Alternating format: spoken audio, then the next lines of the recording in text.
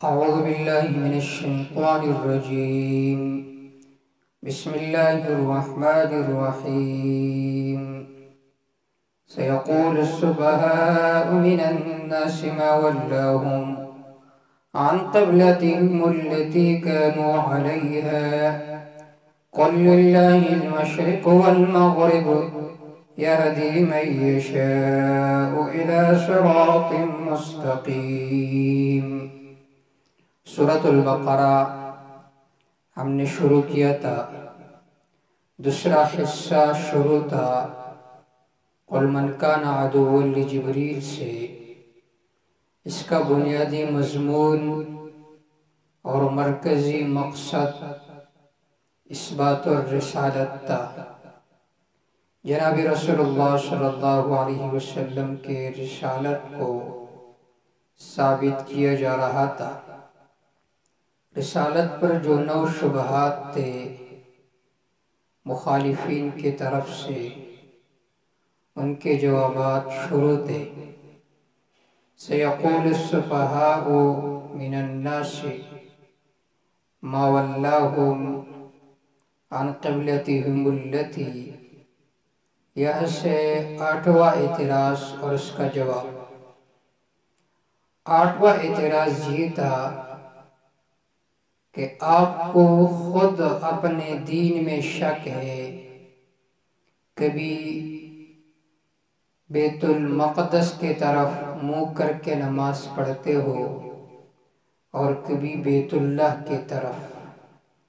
جو خود اپنے دین کے بارے میں علم الیقین نہ رکھتا ہو تو ہم اس کی تابعداری کیسے کریں؟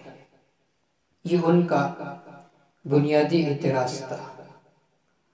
بخاری کی روایت ہے کہ جناب رسول اللہ صلی اللہ علیہ وسلم جب مدینہ تشریف لے آئے تو 16 مہینے یا 17 مہینے آپ صلی اللہ علیہ وسلم نے بیت المقدس کے طرف منہ کر کے نماز پڑھی. پھر 16 مہینے کے بعد یا 17 مہینے کے بعد حکم ہوا فولی وجہک شطر المسجد الحرام، کہ مسجد حرام کے طرف منہ کر کے نماز پڑھو. اب یہاں پر ایک بنیادی مسئلہ وہ یہ ہے کہ یہ جو تحویل قبلہ، یہ حکم کتنے مرتبہ ہوا؟ 2 مرتبہ یا 1 مرتبہ؟ ابن کثیر رحمہ اللہ کے روایت کے مطابق وہ فرماتے ہیں کہ جب آپ صلی اللہ علیہ وسلم مکہ میں تھے تو آپ صلی اللہ علیہ وسلم حجر اسود اور رکن یمانی کے درمیان میں کھڑے ہوتے تھے. جب آپ صلی اللہ علیہ وسلم اس طرح کھڑے ہوتے تھے تو بیت المقدس میں جو صخرہ ہے اس کے طرف بھی منہ ہوتا تھا اور بیت اللہ کی طرف بھی.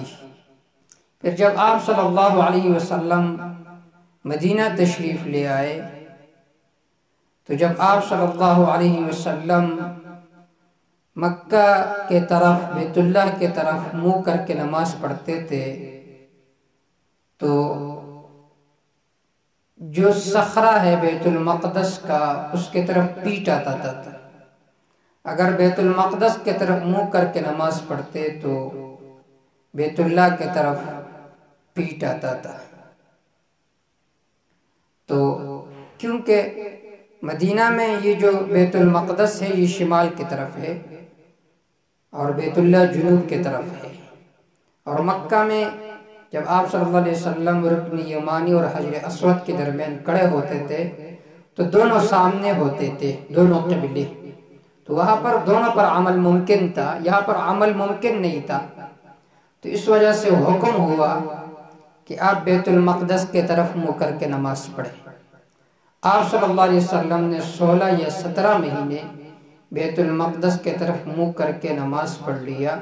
پھر حکم ہوا کہ فولی وجہک شطر المسجد الحرام. تو اس تقریر اور وضاحت کے موافق جو بیت اللہ کا قبلہ ہے اس میں نسخ 1 مرتبہ ہوا اور دوسرا قول یہ ہے کہ آپ صلی اللہ علیہ وسلم جب مکہ میں تھے تو بیت اللہ کی طرف منہ کر کے نماز پڑھتے تھے، جب مدینہ آئے تو حکم ہوا کہ اب بیت المقدس کی طرف منہ کر کے نماز پڑھو۔ 16 مہینے کے بعد پھر آپ صلی اللہ علیہ وسلم کو حکم ہوا فَوَلِّ وَجْهَكَ شَطْرَ الْمَسْجِدِ الْحَرَامِ کہ اب بیت اللہ کی طرف منہ کر کے نماز پڑھو۔ تو اس وضاحت کے مطابق جو بیت اللہ کا قبلہ ہے اس میں 2 مرتبہ نسخ آ چکا تھا۔ دونوں اقوال ہے مفسرین کے۔ سَيَقُولُ السُّفَهَاءُ مِنَ النَّاسِ ان قریب کہیں گے بیوقوف من الناس لوگوں میں سے۔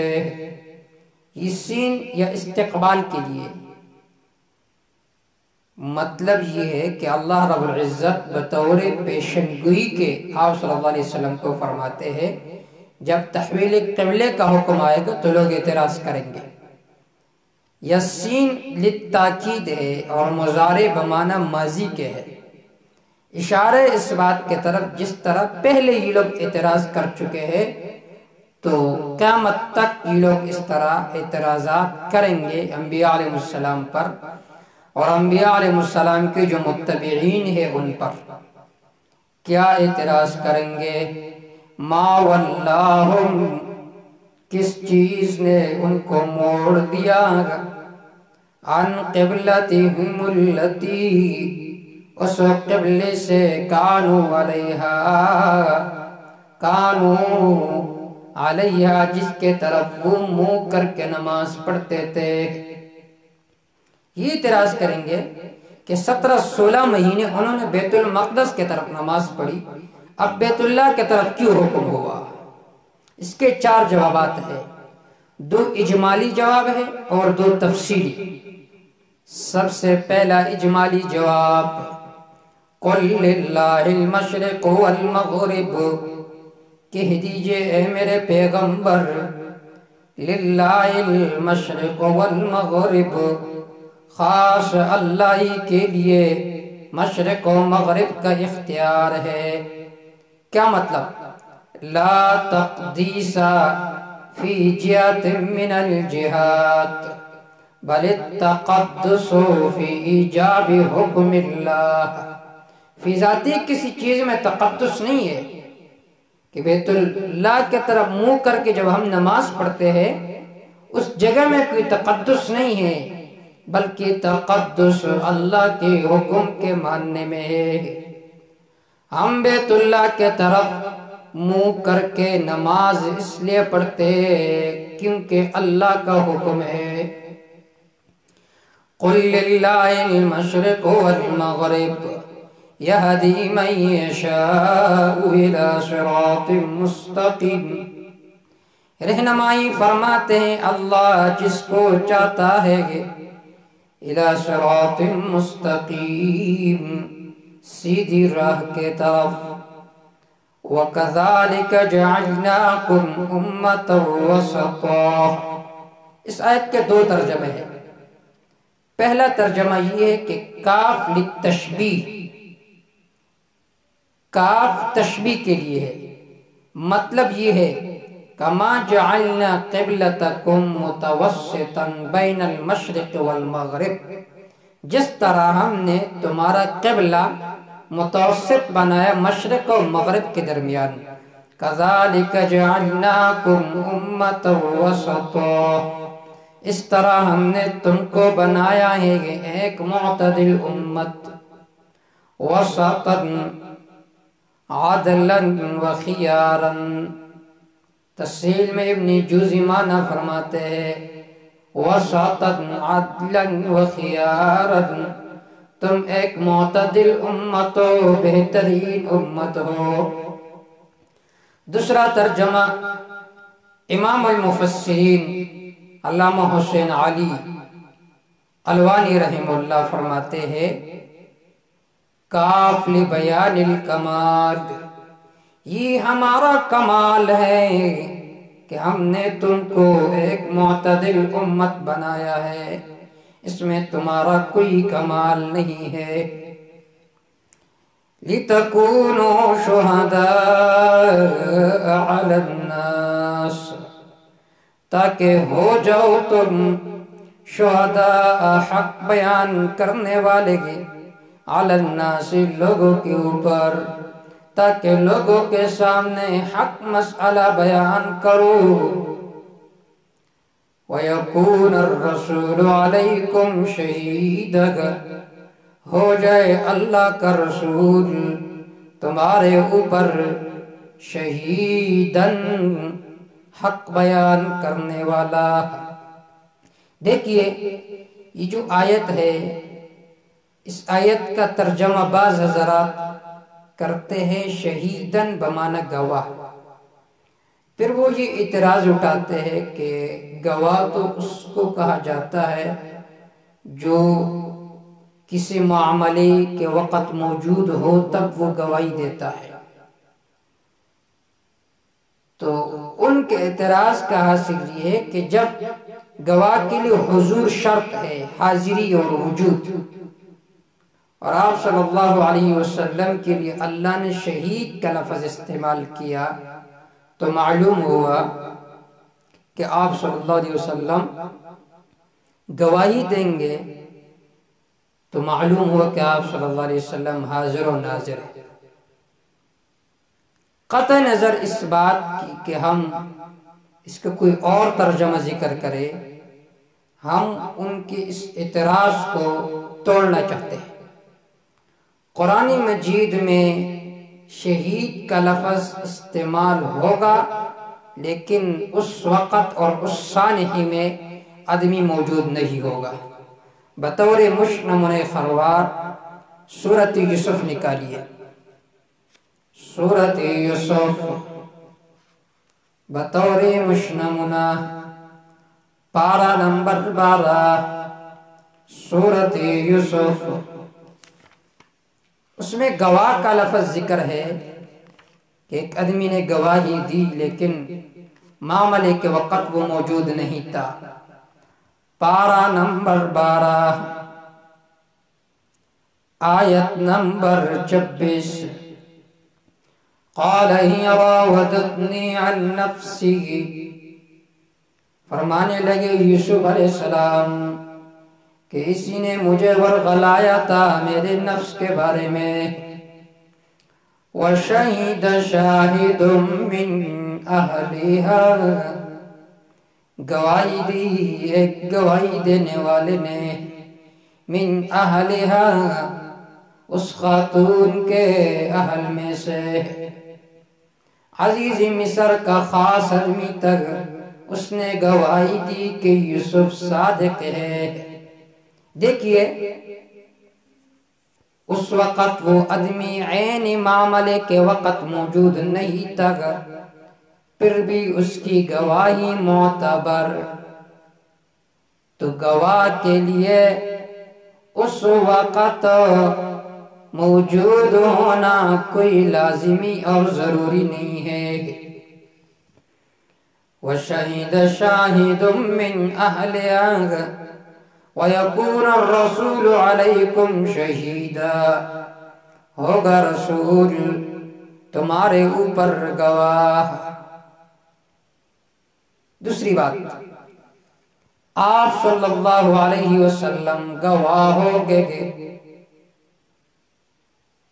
لیکن ان لوگوں کے اعمال پر گواہ ہوں گے جو آپ صلی اللہ علیہ وسلم کے زمانے میں موجود تھے، جو آپ صلی اللہ علیہ وسلم کے زمانے میں موجود تھے۔ دیکھیے سورۃ النساء آیت نمبر 41، سورۃ النساء آیت نمبر 41، آپ صلی اللہ علیہ وسلم نے ابن مسعود رضی اللہ تعالیٰ عنہ سے فرمایا، اے ابن مسعود میرے سامنے قرآن مجید کا کچھ حصہ تلاوت فرمائیے۔ ابن مسعود رضی اللہ تعالیٰ عنہ نے فرمایا، اے اللہ کے رسول، یہ کتاب اللہ تو آپ پر نازل ہو چکی ہے، میری مجال و طاقت کیا ہے کہ میں آپ کے سامنے قرآن مجید کی تلاوت کر سکوں۔ آپ صلی اللہ علیہ وسلم نے فرمایا کہ مجھے بہت اچھا لگتا ہے کہ میں کسی غیر سے قرآن سنوں۔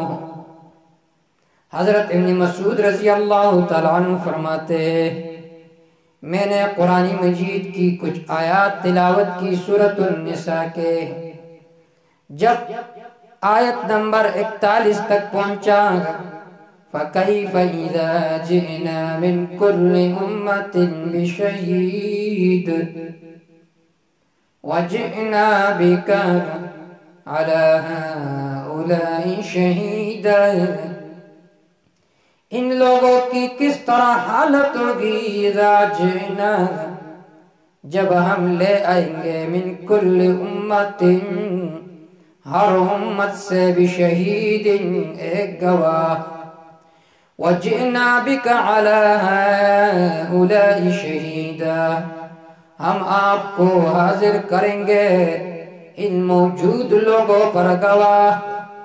ابن مسعود رضی اللہ تعالیٰ عنہ فرماتے ہیں جب میں نے آپ صلی اللہ علیہ وسلم کے آنکھوں کو دیکھا فَإِذَا عَيْنَاهُ تَدْمَعَانِ، آپ صلی اللہ علیہ وسلم کے آنکھوں سے آنسو جاری تھے، فرمانے لگے اقول کما قال العبد الصالح، میں اس طرح گواہی دوں گا قیامت کے دن میں جس طرح میرا بھائی حضرت عیسیٰ علیہ السلام گواہی دیں گے۔ دیکھیے سورۃ المائدہ آیت نمبر 117 کہ عیسیٰ علیہ السلام کس طرح گواہی دیں گے۔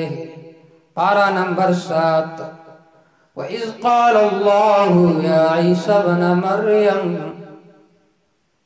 یاد کرو اس وقت کو جب فرمائیں گے اللہ اے عیسیٰ مریم کے بیٹے کی، اَأَنْتَ قُلْتَ لِلنَّاسِ، آیا تو نے کہا تھا لوگوں کو اتخذونی وَأُمِّيَ الہین من دون اللہ، کہ مجھے میری ماں کو معبود بناؤ اللہ کے ماں سوا۔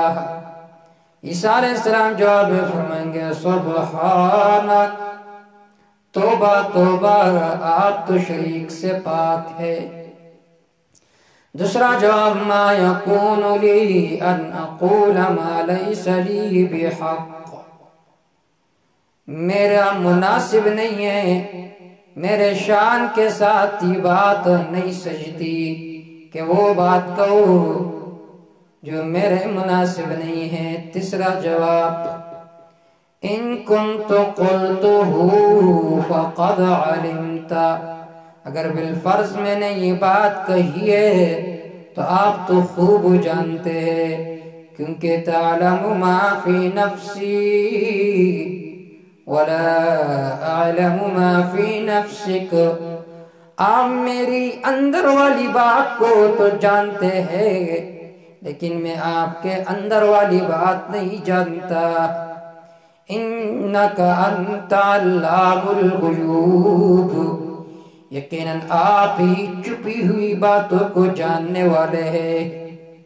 ما قلت لهم الا ما امرتنی بہ، میں نے نہیں کہا تھا انہیں مگر وہ بات جس کا آپ نے مجھے حکم کیا تھا، وہ بات یہ ان اعبدوا اللہ ربی و ربکم، صرف اللہ ہی کا عبادت کرو جو میرا اور تمہارا رب ہے۔ وَكُنْتُ عَلَيْهِمْ شَهِيدًا مَا دُمْتُ فِيهِمْ، میں ان میں گواہ تھا جب تک میں ان میں موجود تھا۔ تو آپ صلی اللہ علیہ وسلم نے فرمایا میں اس طرح گواہی دوں گا جس طرح کہ میرا بھائی حضرت عیسیٰ علیہ السلام قیامت کے دن گواہی دیں گے اے اللہ جب میں ان میں موجود تھا مجھے پتا تھا کہ کون کس طرح ہے، لیکن جب آپ نے مجھے اٹھا دیا اس دنیا سے پھر مجھے کوئی پتہ نہیں۔ اگر آپ کہتے کہ نہیں پتہ ہے، حدیث پاک میں آتا ہے کچھ لوگ آئیں گے آپ صلی اللہ علیہ وسلم فرمائیں گے یہ تو میرے صحابہ ہے۔ فرشتے فرمائیں گے اے اللہ کے رسول یہ آپ کے صحابہ نہیں ہیں، کیوں؟ انک لا تدری ما احدثوا بعدک، آپ کو پتہ نہیں ہے کہ انہوں نے دنیا میں کیا کیا بدعات ایجاد کیے تھے۔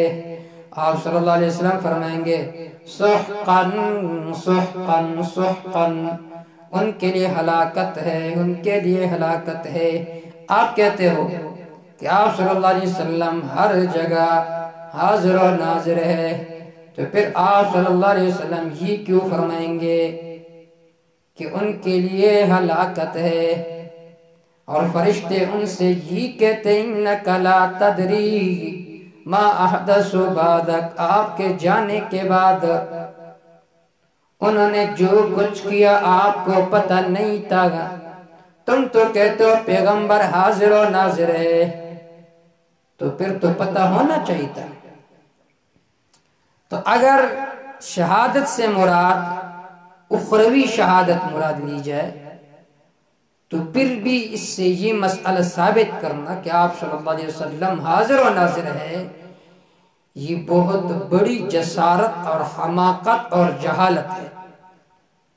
دوسرا یہ کہ شہادت سے مراد دنیاوی شہادت مراد ہے۔ دنیاوی شہادت دعوت و تبلیغ، کہ ہم نے آپ کو گواہ بنایا، بیان کرنے والا بنایا، تاکہ آپ لوگوں کے سامنے مسئلہ توحید کو بیان کرے۔ یہ معنی زیادہ مناسب ہے کہ شہید کا معنی ہے بیان کرنے والا، کہ آپ لوگوں کے سامنے حق بیان کریں گے۔ وَمَا جَعَلْنَا الْقِبْلَةَ الَّتِي كُنْتَ عَلَيْهَا، یہاں سے دوسرا جوابی تفصیلی تحویل قبلے کا علت، وما جعلنا بمعنی شرعنا، ہم نے نہیں مشروع کیا، القبلۃ التی، القبلہ مفعول اول ہے، التی بمعنی جہت مفعول ثانی، ہم نے مشروع نہیں کیا تھا اس قبلے کو، کنت علیہا، جس کے طرف آپ منہ کر کے نماز پڑھتے تھے، کیوں؟ اِلَّا لِنَعْلَمَ مَنْ يَتَّبِعُ الرَّسُولِ، مگر اس لیے کہ ظاہر کرے ہم مَنْ يَتَّبِعُ الرَّسُولِ، کہ کون رسول کا کہا مانتا ہے، مِمَّنْ يَنْقَلِبُ عَلَىٰ عَقِبَيْهِ، اس سے جو پھرتا ہے عَلَىٰ عَقِبَيْهِ، اپنی ایڑیوں پر۔ جب امتحان آتا ہے پھر پتہ چلتا ہے کہ صحیح دوست کون سا ہے اور منافق کون ہے۔ تو اس وجہ سے حکم ہوا کہ اب بیت اللہ کی طرف منہ کر کے نماز پڑھو، تاکہ جو معترضین ہیں وہ اعتراض کر چلے کہ مومن کون ہے اور منافق کون ہے۔ وَإِن كَانَتْ لَكَبِيرَةً إِلَّا عَلَى الَّذِينَ هَدَى اللَّهُ، یقیناً یہ تحویل قبلے کا حکم لَكَبِيرَةً بہت گرا گزرتا تھا، إِلَّا عَلَى الَّذِينَ مگر ان لوگوں پر کوئی گرا نہیں تھا، هَدَى اللَّهُ جن کو اللہ نے ہدایت دی تھی۔ وَمَا كَانَ اللَّهُ لِيُضِيعَ إِيمَانَكُمْ، پھر شیطان نے وسوسہ ڈالا کہ تم نے جو 15 16 17 مہینے مسجد اقصی کے طرف منہ کر کے نماز پڑھ لیا، تو آیا وہ نمازیں فاسد ہو گئے؟ اس کا جواب نہیں۔ بیت المقدس کے طرف جب ہم نماز پڑھتے تھے تو وہ اللہ کے حکم سمجھ کر پڑھتے تھے، اور جب بیت اللہ کی طرف پڑھتے تو یہ بھی اللہ کو حکم سمجھ کر پڑھتے ہیں، لہٰذا دونوں جہتوں میں جو آپ نے نمازیں پڑھی ہے وہ ضائع نہیں ہے، برباد نہیں ہے۔ وَمَا كَانَ اللَّهُ لِيُضِيعَ إِيمَانَكُمْ، نہیں یہ اللہ کے برباد کرے تمہاری نمازوں کو۔ یہاں پر ذکر کل کا ہے اور مراد جز ہے۔ ان اللہ بالناس لرؤوف الرحیم، یقیناً اللہ اپنے بندوں پر، یقیناً اللہ بالناس تمام لوگوں پر، لرؤوف نرمی کرنے والا ہے، رحیم بہت بڑا مہربان ہے۔ قد نرى تقلب وجهك في السماء، دیکھیں یہ جو آیت ہے یہ بے اعتبار فہم کی مشکل ہے۔ اس میں ایک توجیہ اور تقریر وہ ہے جو امام المفسرین علامہ حسین علی الوانی رحمہ اللہ کا ہے، اور دوسرا تفسیر اور وضاحت وہ ہے جو عام جمہور مفسرین کا ہے۔ دیکھیں سب سے پہلے بخاری شریف کی روایت ہے کہ آپ صلی اللہ علیہ وسلم مسجد اقصی کے طرف 15 یا 16 17 مہینے آپ صلی اللہ علیہ وسلم نے نماز پڑھی،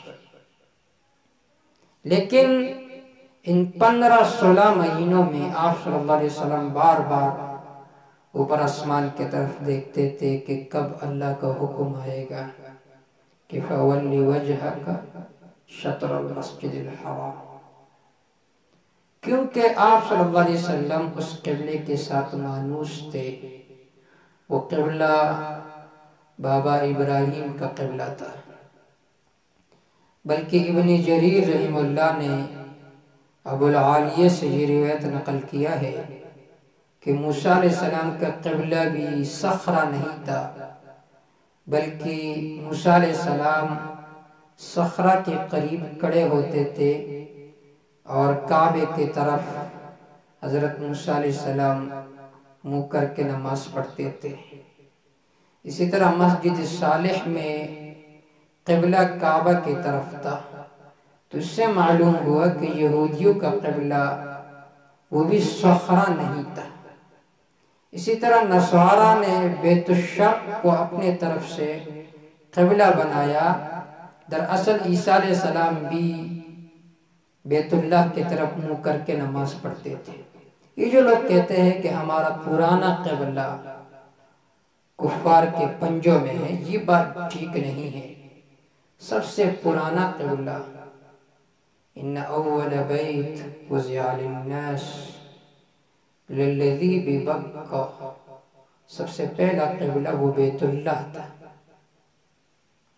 اور ابو العالیہ کے روایت سے یہ معلوم ہوتا ہے کہ انبیاء علیہ السلام جو گزر چکے تھے ان کا قبلہ وہ بھی بیت اللہ تھا۔ حاصل یہ کہ آپ صلی اللہ علیہ وسلم نے 15-16 مہینے بیت اللہ کی طرف منہ کر کے نماز پڑھ لی، مسجد اقصی کی طرف۔ تو اس دوران آپ صلی اللہ علیہ وسلم بار بار اوپر دیکھتے تھے کب حکم آئے گا۔ تو 16-17 مہینوں کے بعد حکم آیا کہ فَوَلِّ وَجْهَكَ شَطْرَ الْمَسْجِدِ الْحَرَامِ، مسجد حرام کی طرف منہ کر کے نماز پڑھو۔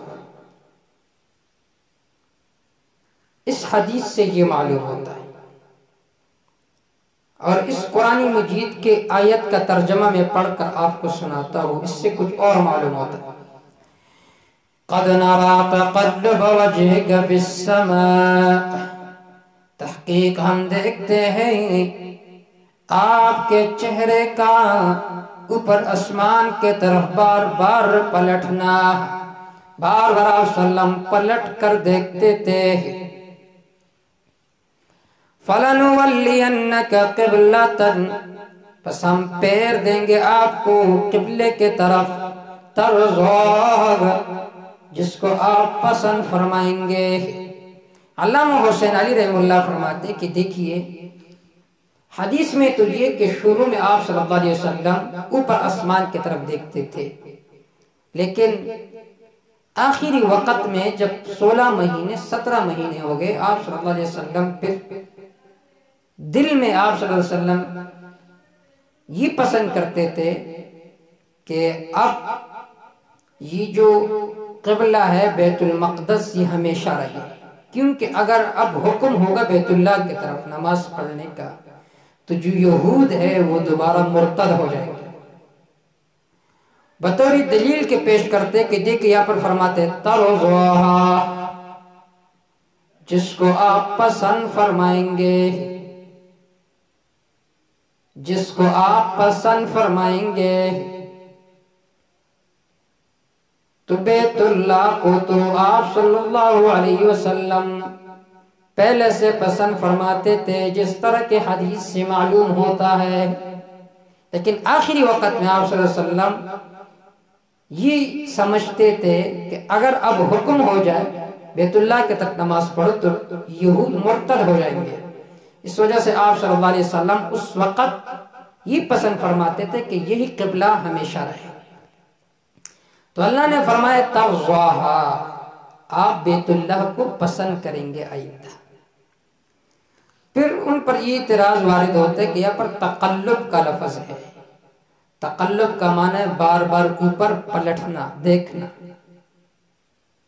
تو اس سے تو معلوم ہوتا ہے کہ آپ صلی اللہ علیہ وسلم بار بار اوپر دیکھتے تھے کہ کب حکم آئے گا کہ میں بیت اللہ کی طرف نماز پڑھوں۔ تو علامہ حسین علی رحمہ اللہ فرماتے ہیں کہ تقلب یہ باب تفاعل سے ہے، اور تفاعل کی ایک خاصیت ہے تکلف، تو مطلب یہ کہ آپ صلی اللہ علیہ وسلم بار بار اوپر دیکھتے تھے پریشانی کی وجہ سے، تو تقلب بمانا پریشانی کے ہے۔ اور قرآن مجید میں بہت ساری آیات میں تقلب بمانا پریشانی کے یہ موجود ہے، جیسا کہ سورۃ النور میں ہے کہ اللہ رب العزت انہیں بچائیں گے پریشانی کے دن سے، جیسا کہ سورۃ نور نکالیے، تقلب بمانا پریشانی، تقلب بمانا پریشانی،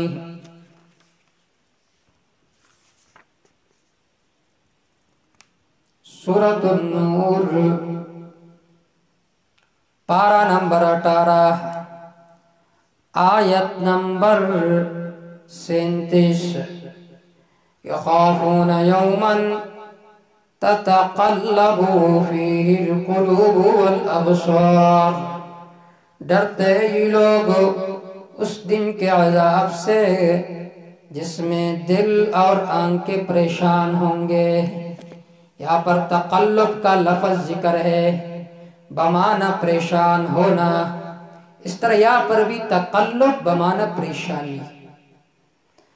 اور ترضاہ یہ اپنے معنی میں ہے، مستقبل کے معنی میں ہے، اور مستقبل کے معنی میں یہ لینا یہ حقیقت ہے، اور ماضی کے معنی میں اس کو لینا مجاز ہے، اور قاعدہ یہ ہے اذا امکن الحقیقہ لا یصار الى المجاز، جب حقیقت پر عمل ممکن ہو تو مجاز کے طرف ضرورت اور لوٹنا جائز نہیں ہے۔ ایک تفسیر وضاحت اس آیت کی یہ ہے۔ دوسری وضاحت جو جمہور مفسرین کا ہے وہ فرماتے ہیں کہ آپ صلی اللہ علیہ وسلم بار بار اوپر دیکھتے تھے کہ کب حکم آئے گا کہ میں بیت المقدس کے طرف منہ کر کے نماز پڑھوں، اور تقلب بمانا بار بار اوپر دیکھنا ہے، اور ترضاہا یہ جس طرح حال اور استقبال کے لیے آتا ہے کبھی ماضی کے معنی میں بھی استعمال ہوتا ہے، جیسا کہ سیقول السفہاء میں ہم نے یہ توجیہ ذکر کی۔ تو یہاں پر ترضاہا کا معنی ہے کہ جس کو آپ پسند کرتے تھے، اور اس کی کئی وجوہات ہیں۔ ایک وجہ یہ ہے کہ یہ جو پہلا معنی ہے اس میں بظاہر صحیح حدیث کی مخالفت لازم آتی ہے، کہ حدیث میں تو یہ کہ آپ صلی اللہ علیہ وسلم کعبے کو پسند کرتے تھے، اور اس آیت سے یہ معلوم ہوا کہ نہیں، آپ صلی اللہ علیہ وسلم بیت المقدس کو پسند کرتے تھے۔ دوسری وجہ یہ کہ یہ نبی صلی اللہ علیہ وسلم کے شان کے خلاف ہے کہ دل میں ایک چیز کو پسند کرتا ہے اور ظاہر میں دوسری چیز کو پسند کرتا ہے۔ اور تیسرا یہ ہے کہ یہاں پر تفاعل، تکرار اور کثرت کے لیے ہے کہ آپ صلی اللہ علیہ وسلم کثرت سے اوپر دیکھتے تھے۔ تو یہ دونوں تقریریں ہیں۔ قَدْ نَرَى تَقَلُّبَ وَجْهِكَ فِي السَّمَاءِ، تحقیق ہم دیکھتے تھے آپ کے چہرے کا بار بار اوپر پلٹنا آسمان کے طرف۔ فَلَنُوَلِّيَنَّكَ قِبْلَةً، پس ہم آپ کو پیر دیں گے ایسے قبلے کے طرف ترضاها، جس کو آپ پہلے پسند کرتے تھے۔ فَوَلِّ وَجْهَكَ شَطْرَ الْمَسْجِدِ الْحَرَامِ، پس پیر دے اپنے چہرے کو مسجد حرام کے طرف۔ وَحَيْثُ مَا كُنْتُمْ، جہاں کہیں تم ہو، فَوَلُّوا وُجُوهَكُمْ شَطْرَهُ، اپنے چہروں کو مسجد حرام کے طرف پیر دو۔ وَإِنَّ الَّذِينَ أُوتُوا الْكِتَابَ، یہ سے تیسری علت ہے، علت اجمالی تحویل قبلے کا۔ وَإِنَّ الَّذِينَ، یقیناً وہ لوگ، اوتوا الکتاب، جن کو کتاب کا علم دیا گیا، لِيَعْلَمُونَ، وہ جانتے ہیں، أَنَّهُ الْحَقُّ مِنْ رَبِّهِمْ، کہ یہ تحویل قبلے کا حکم حق ہے ان کے رب کے طرف سے۔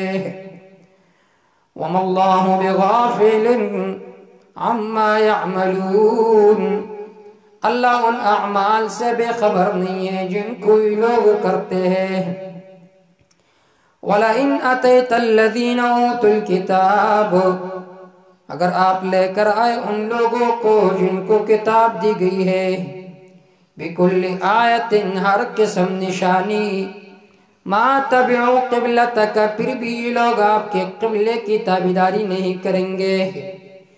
وَمَا أَنْتَ بِتَابِعٍ قِبْلَتَهُمْ، نہ آپ ان کے قبلے کی تابعداری کرو گے۔ المراد من القبلہ الدین، قبلے سے مراد دین ہے۔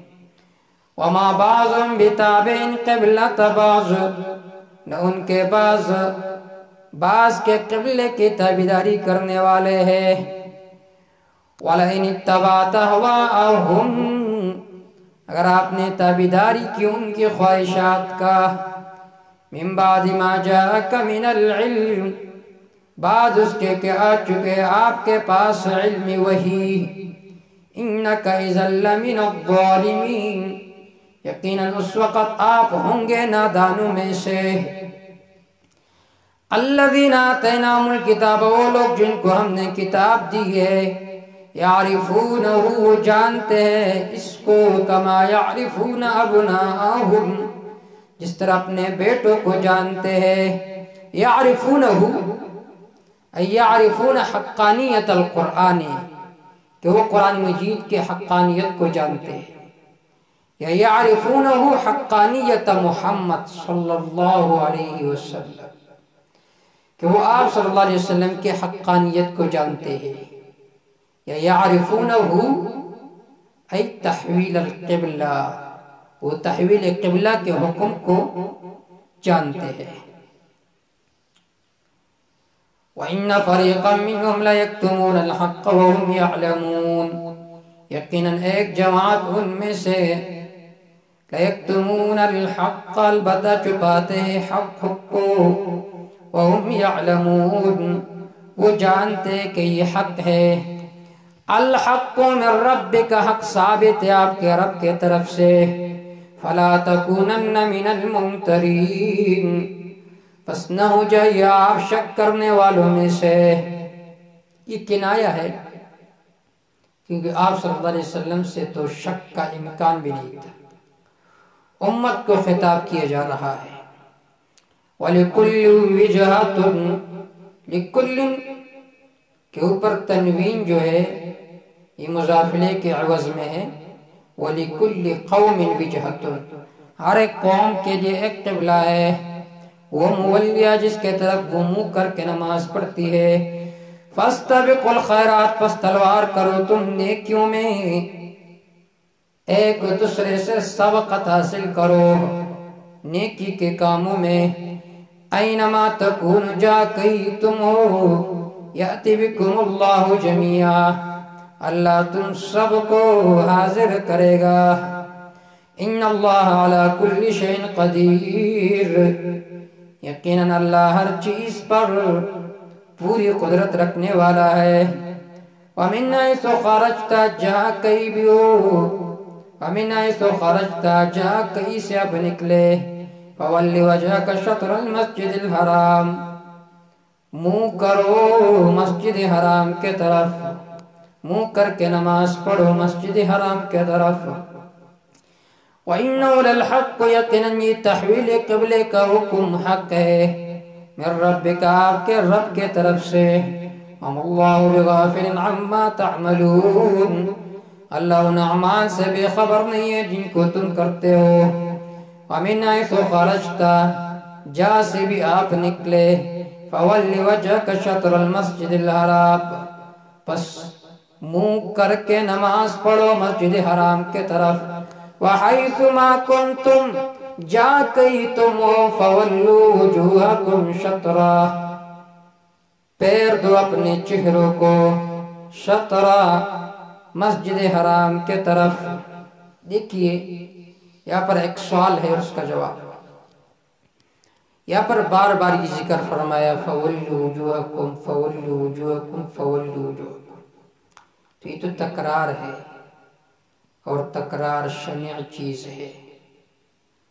اس کا جواب یہ ہے کہ یہ تکرار تأکیدی ہے، کیونکہ تحویل قبلے کا جو حکم تھا یہ بہت سخت تھا، کیونکہ جب ایک طرف آدمی بار بار نماز پڑھے تو آدمی کی عادت بن جاتی ہے، اب عادت کو چھوڑنا یہ امتحان ہے، آدمی کے لیے مشکل ہوتا ہے، اس وجہ سے بار بار حکم کیا گیا۔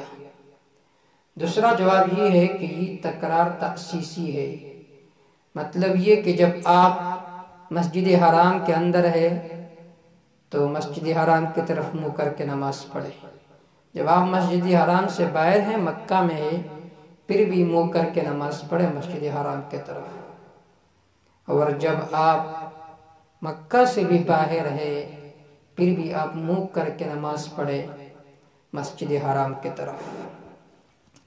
لِأَلَّا يَكُونَ لِلنَّاسِ عَلَيْكُمْ حُجَّةٌ، یہاں سے چوتھی علت تفصیلی، لِأَلَّا يَكُونَ لِلنَّاسِ، فعلنا ذالک، ہم نے یہ کام کیا، لِأَلَّا يَكُونَ لِلنَّاسِ عَلَيْكُمْ حُجَّةٌ، تاکہ باقی نہ رہے لوگوں کے لیے تمہارے خلاف حجتن کوئی بہانہ، إِلَّا الَّذِينَ، إِلَّا استثناء منقطع، لیکن الذین، لیکن وہ لوگ جنہوں نے ظلم کیا ان میں سے، تو یحتجون، وہ دلیلیں پکڑیں گے، باطل دلیلیں، فلا تخشوهم واخشونی، پس ان سے نہ ڈریے مجھ سے ڈرو، وَلِيُتِمَّ نِعْمَتِي عَلَيْكُمْ، ہم نے یہ کام کیا تاکہ پورا کرو اپنی نعمت تمہارے اوپر، وَلَعَلَّكُمْ تَهْتَدُونَ، تاکہ تم سیدھی راہ پر چل پڑو، كَمَا أَرْسَلْنَا فِيكُمْ رَسُولًا مِّنْكُمْ، یعنی اتم